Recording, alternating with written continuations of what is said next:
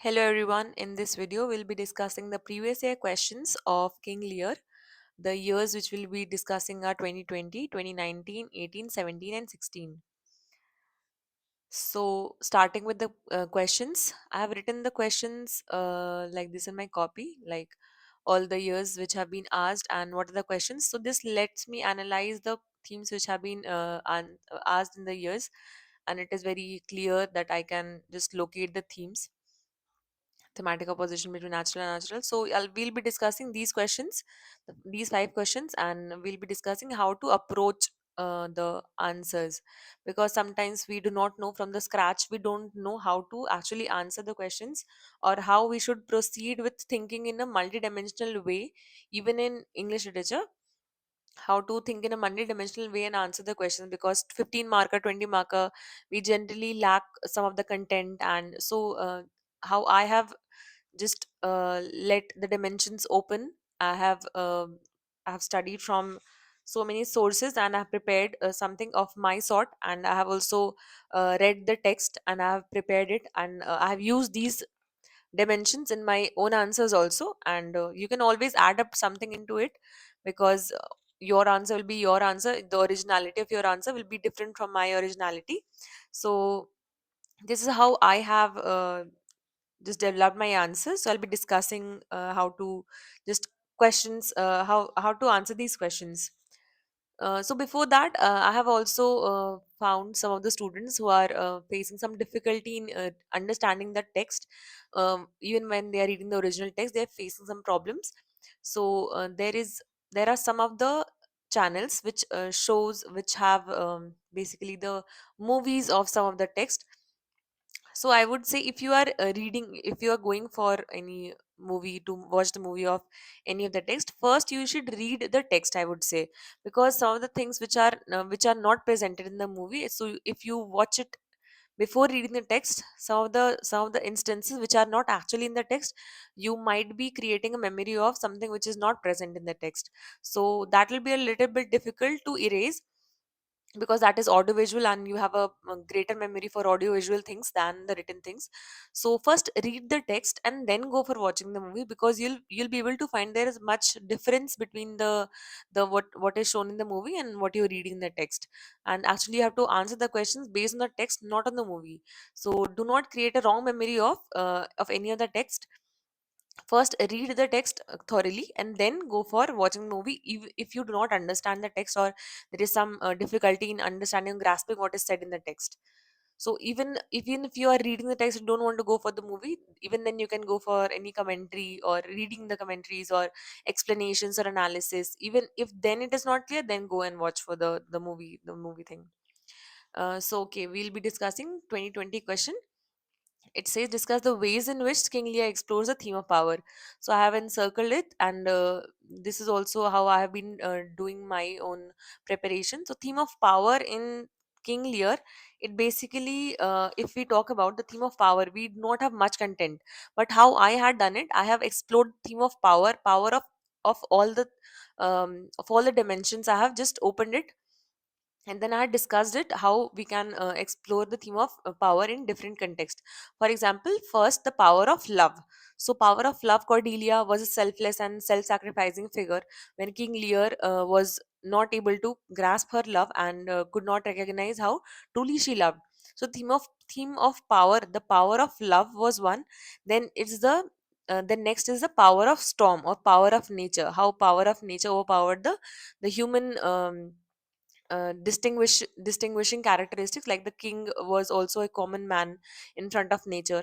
Then we have power of want, like first is power of love, then we have power of nature, then we have power of want, like how want led to the destruction and doom of all the characters which were there. Like for example, Regan and Goneril, they end up poisoning each other, and Edmund also dies, and Cordelia also dies, and Lear also dies. So what happened? The power of wanting the kingdom, wanting the love. So all these led to the destruction of the entire characters of the King Lear play. Then we have the power of words. Words is like whatever it is said. So Cordelia in the first scene says, like she says, "I love your majesty according to our bond, not more, not less." So the simpler words and the choice of words by by the two sisters Goneril and Regan, how these the words had led to the development of the play, and ultimately led to the doom of the characters.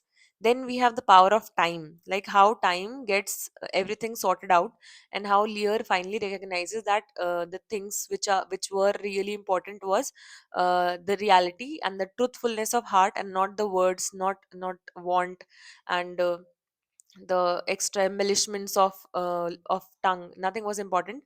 So how time led to the led the original understanding of life get cleared in the lives of the characters. For example, for Gloucester also, so how he understood what was true and what was not.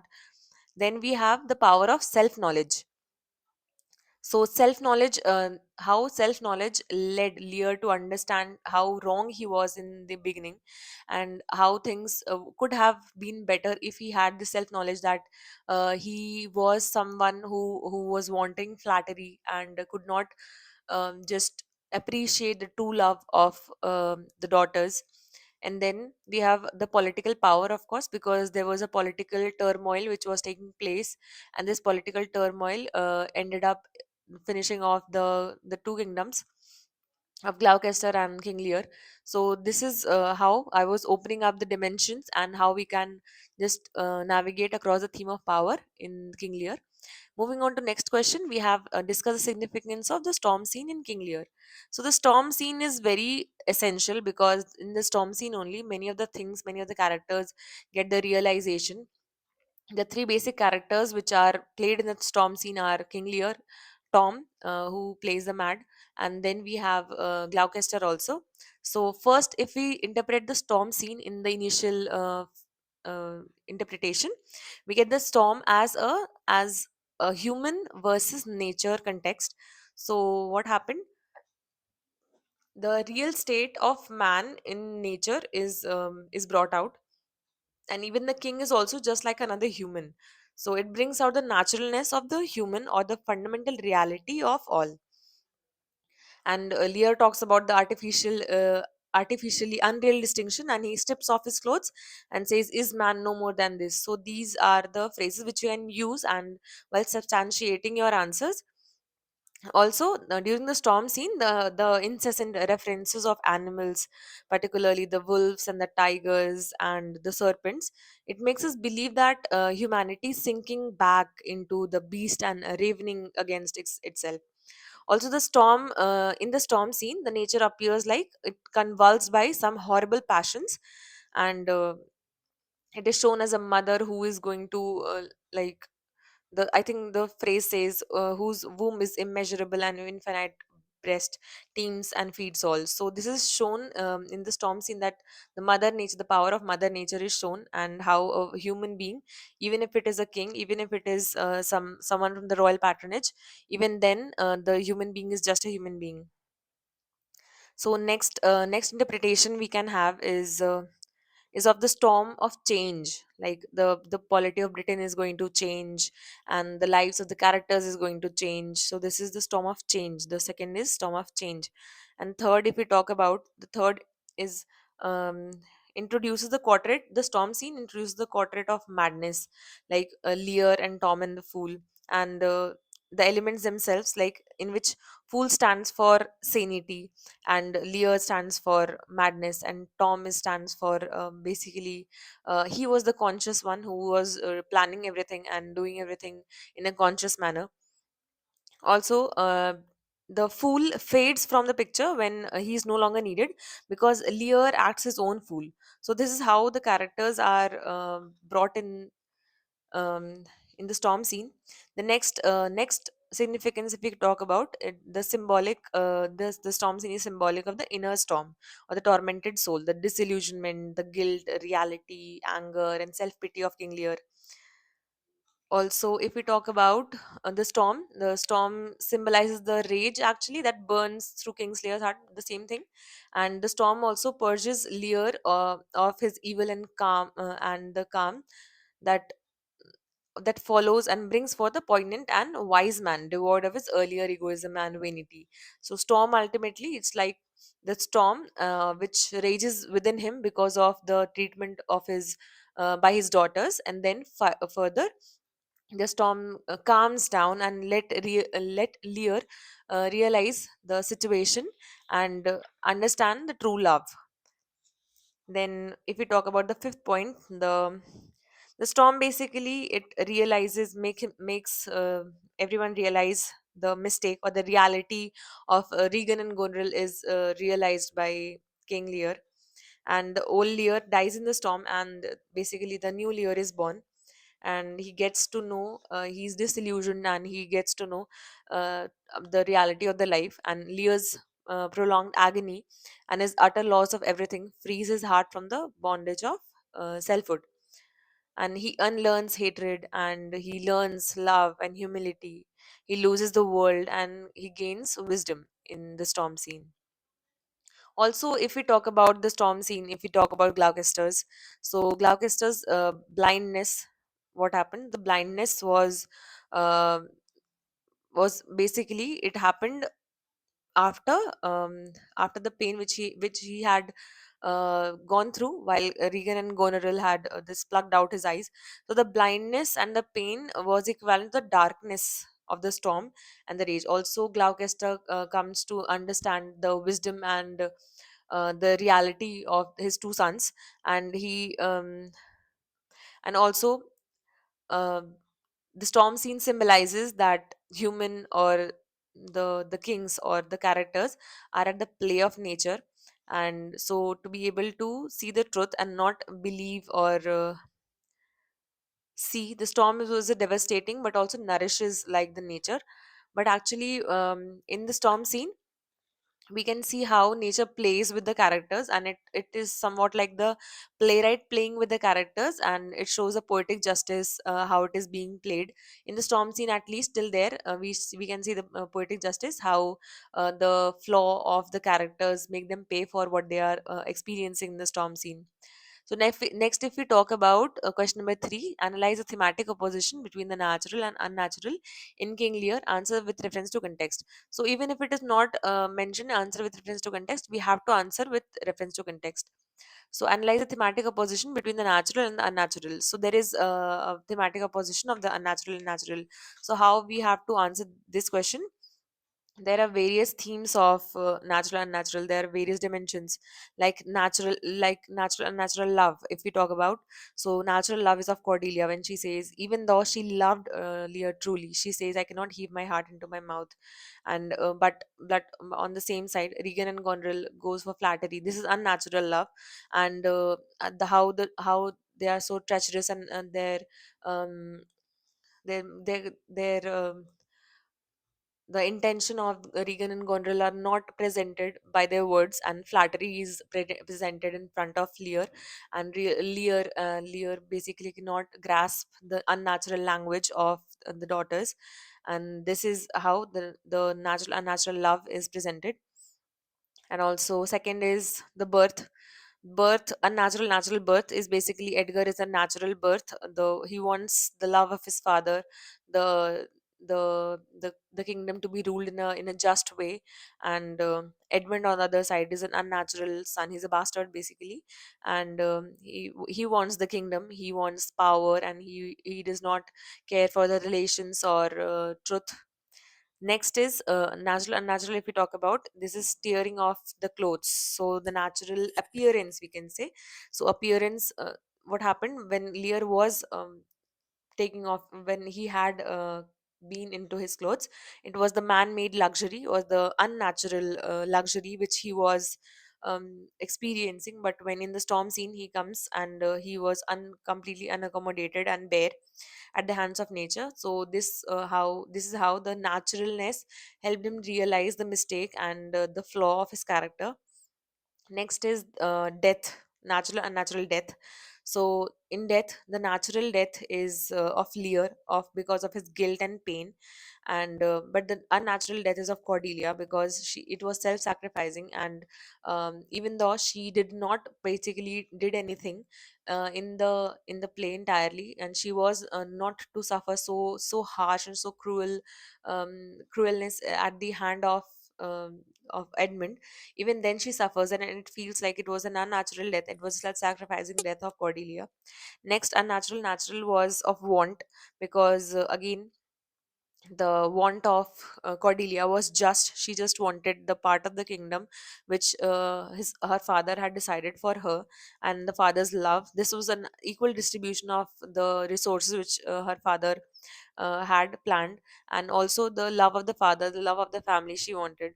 But the unnatural want was all the kingdom of Edmund, which he wanted of his father's, and the want of Regan and Gonril, and eventually it ended up killing all the characters. So this want and the effects of the want was really disastrous. Next is natural unnatural poetic justice. If we talk again, it is the same thing little bit, because at the end Cordelia dies, and it was an unnatural poetic justice which is generally not seen in the plays, because Cordelia was not to suffer so much of pain and hatred. And even though she dies in the end, it feels some like of a unnatural death, and which a playwright was just at the hands of the playwright, because naturally it won't end up like this. And the natural death would be of Regan and Goneril and Edmund. This would be natural justice, and Lear also poetic justice. The playwright made the characters pay for the deeds which they had done.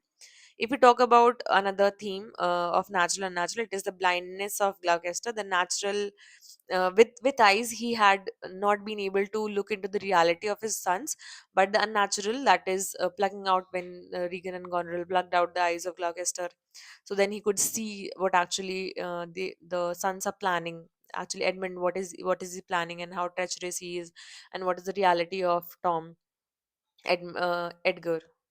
Yeah.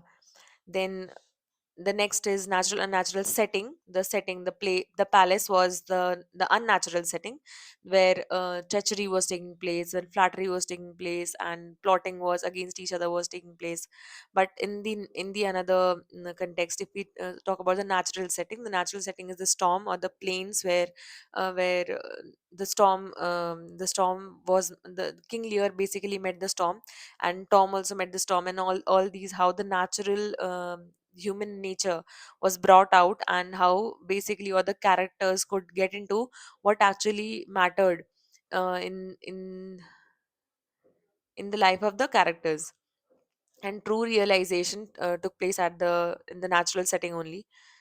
Next is language. So language, a natural language was the language of love, which Cordelia had said, which at the end also King Lear says, he says howl howl, and this was the enormous pain and the feeling of love which he had experienced. And this the words chosen to express his feelings are uh, are like the true words which would come out of a father who sees her beloved daughter to die in the hands of die in his hands. The natural language would be the praise of Goneril and Regan, and they say that I love you, like I cannot express my love, and all these sentences of flattery. So next, if we have the theme of redemption and madness.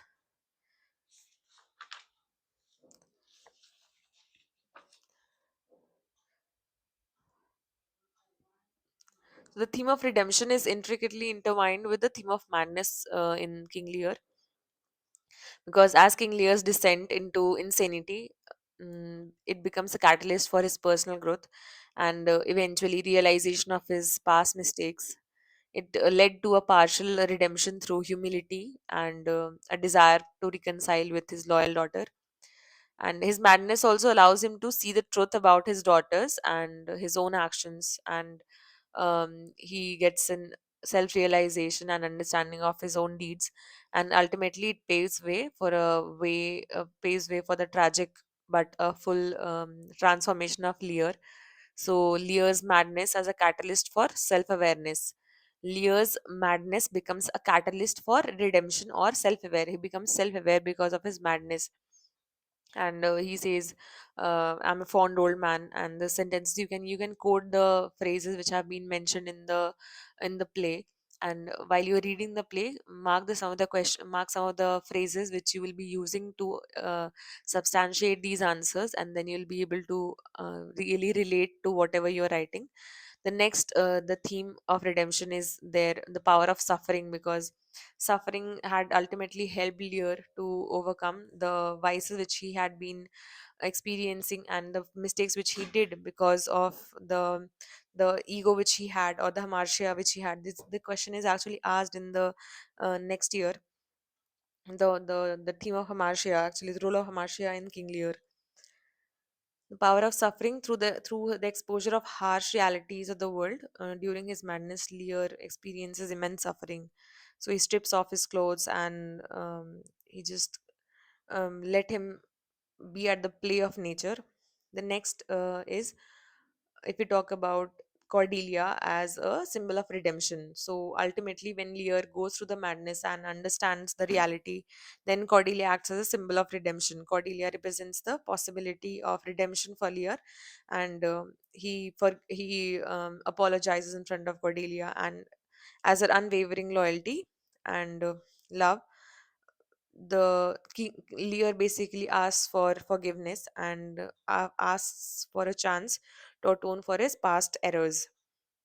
Another is incomplete redemption. There is an incomplete redemption because at the end, what happened that Cordelia just faced a tragic death, and a full redemption is not achieved by Lear, and uh, this leads to an incomplete redemption of King Lear.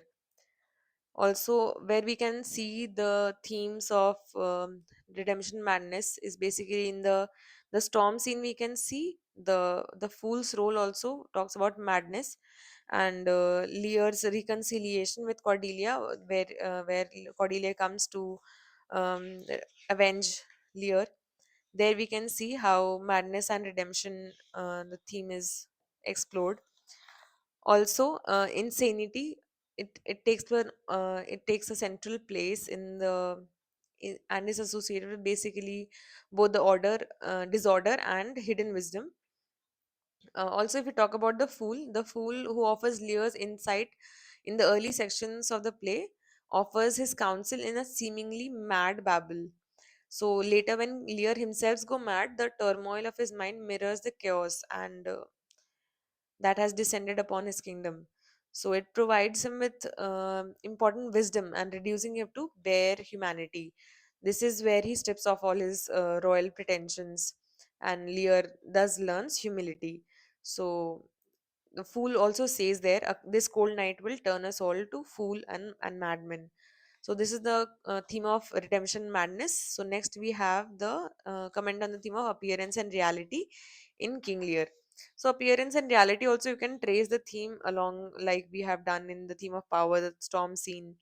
So appearance and also natural and unnatural.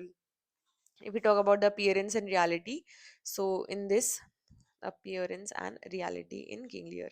So the appearance in reality is again love, because it appeared to be that Cordelia was not sufficient with the love which Lear wanted, but actually it is not the case. Cordelia was the one who loved Lear more than anyone, and Regan and Goneril were the ones who made themselves appear to be loving Lear, but actually it was not so, and they were like uh, they were just flattering Lear to get all his kingdom.